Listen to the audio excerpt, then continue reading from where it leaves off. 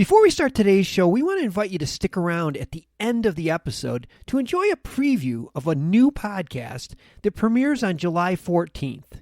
As the industry's exclusive cannabis podcast network, MJ Bulls is proud to present Women Leading in Cannabis. Join host Kira Reed each week for inspirational discussions with women who are leading the cannabis industry. Welcome to Hemp Barons.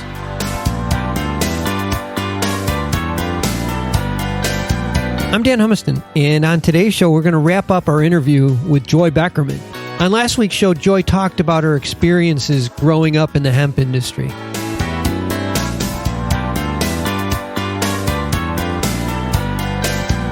On today's show, she's going to talk about all the opportunities and where she sees the industry going in the next few years.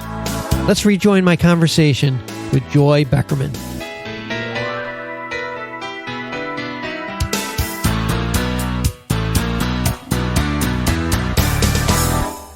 I know your life just got super busy with the passing of the 2018 Farm Bill, and the hemp world just exploded.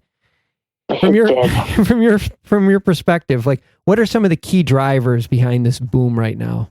It's really removing the legal barriers. That's what's creating the boom. So the more the legal barriers are removed, the more companies see these opportunities.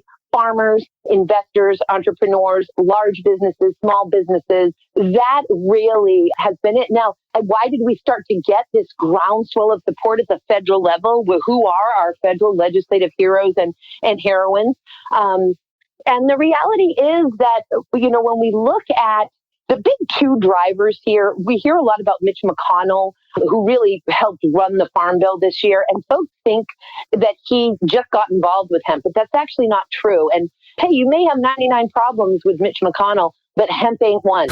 and the reality is that he was one of 5 unpopular co-sponsors in 2013 of the very first version of the Industrial Hemp Farming Act in the Senate. The drivers have really been Senators Ron Wyden and Jeff Merkley, 2 Democrats out of Oregon, and Senator Mitch McConnell and Rand Paul, 2 Republicans out of Kentucky. So we see how nonpartisan these states are. And what it all boils down to is, in Kentucky, of course, tobacco is on its way out, and also the soil is very damaged from the tobacco, needs a new rotation, a new crop to help heal the soil, to help reinvigorate the farming and industry in Kentucky. And in the same thing happening, just not with tobacco specific, in Oregon, we're talking about farmers who are not growing anything. We're talking about empty warehouses, empty factories, unemployment. These legislators understood, thanks to tremendous activism by groups like the Hemp Industries Association and Vote Hemp over the years, the information matched with obvious need. That's really how it happened. The need with the information, and the timing is right. It was the convergence of now is the time. I really feel like the plant is in charge. Cannabis in all of its forms is really what's in charge here. We've got that ethnobotanical relationship humans do with this plant. And sometimes I think to myself, you know what? I think maybe cannabis created its own prohibition. We were not going to avoid this better living through chemistry, a situation that we were in. It's part of human evolution. If cannabis didn't go away, it may very well have gone the same way as soy or corn, and just been the same old, bastardize the crop, ruin the soil with it, don't pay any special attention to it. But instead it went away and out of our minds and our consciousness and our existence. And then it created this prohibition, an underground grassroots network. And folks that then began to really take it on and protect this plant and work for this plant. And what it did was it created a tremendous group of people across the world who really understand the tremendous value and significance of this plant genus, cannabis, in our lives. And so now that it is time, and we need it so desperately on the planet, we need it as humans, nature needs it, the soil needs it. And now when we really need it, it is reappearing. but it is reappearing with folks who really understand it and want to protect it and steward it and make sure we're doing the right things with it, for everything from business practices to regenerative agricultural practices to employment practices. It really has, I think, a tremendous role in the evolution of humanity. And without prohibition, I don't think we would be seeing that. And so I often think, was cannabis in charge even then? I think it may have been. Wow. I mean, I've never, ever heard it that way, but you're right. It very well could have gotten destroyed had it just followed the same course as some of the other crops. Mm-hmm.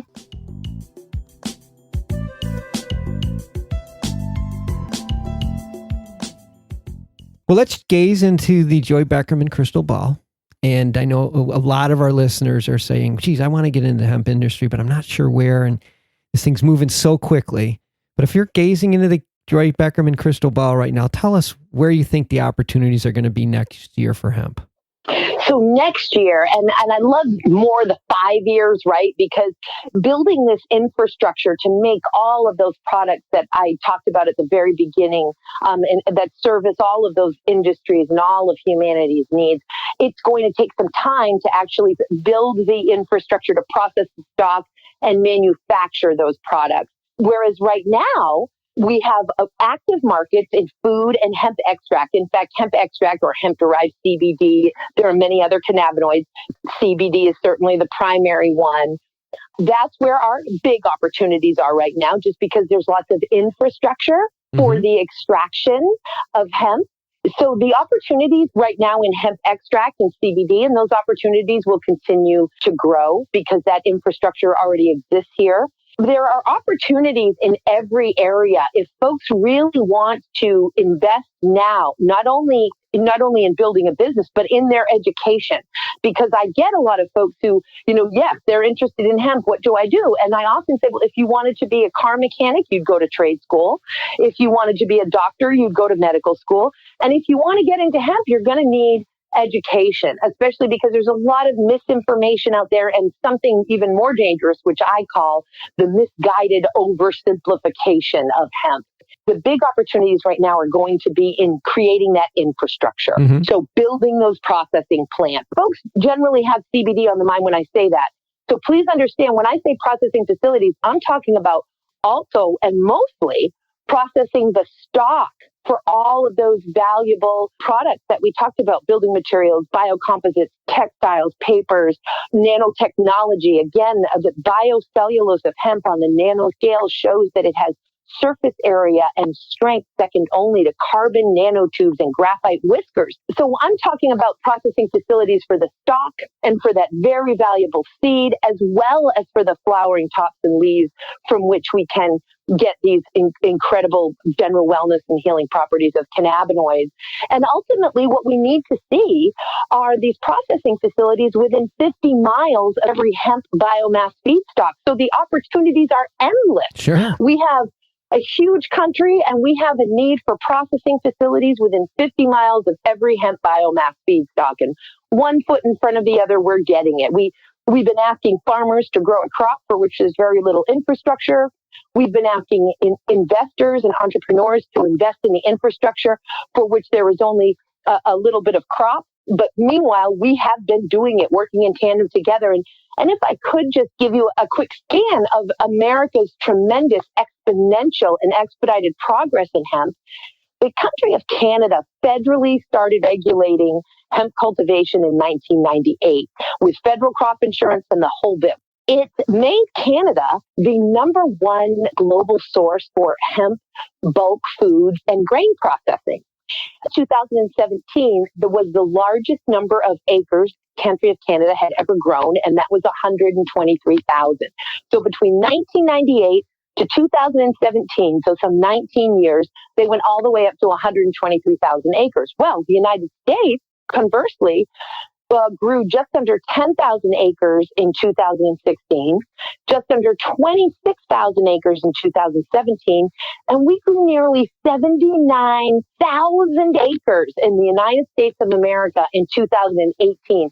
So just see how quickly we are really increasing this acreage. And now forget it. It's going to be, crazy for 2000. And we're still operating under the 2014 Farm Bill in this growing season. So that's not even the 2020 growing season. Will be operating under the 2018 Farm Bill, which is straight up agricultural commodities. So the acreage is really, really increasing, and it's time now. That's the green light for the folks who want to invest in this infrastructure. It's safe. Come on down, build it. The water's good. The water's warm. Yep. Come on in. Exactly. Well, geez. I told everybody before we started that you were going to enjoy this conversation. And Joy, you didn't disappoint. That's for sure.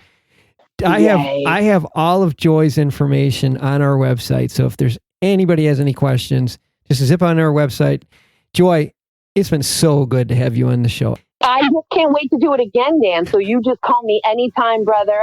It's such a pleasure, talking to you. But I think, as I said, this is my life's work, and I love talking about hemp. And so grateful you're doing these shows and spreading the good word. And you just call me anytime, Dan. Well, you bet on that. I will be calling you a lot. You got it. You're in my phone, Dan.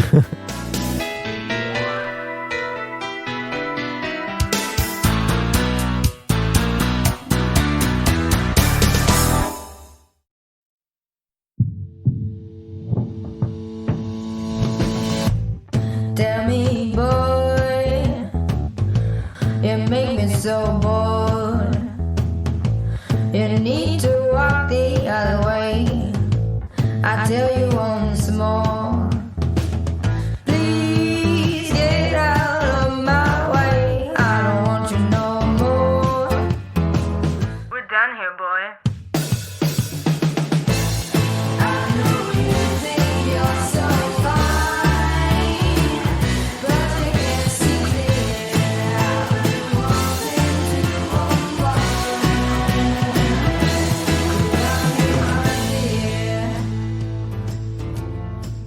Hi, my name is Kira Reed, and I'd like to invite you to be inspired by the women who are leading in the cannabis industry. Each week, we will discuss empowerment, leadership, and what it means to be a woman in charge in marijuana, hemp, and CBD.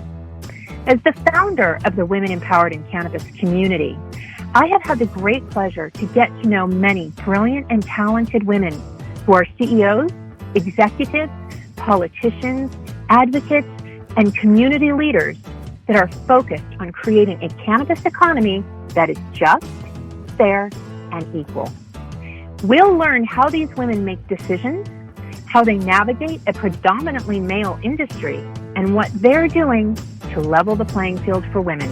I hope you'll join us.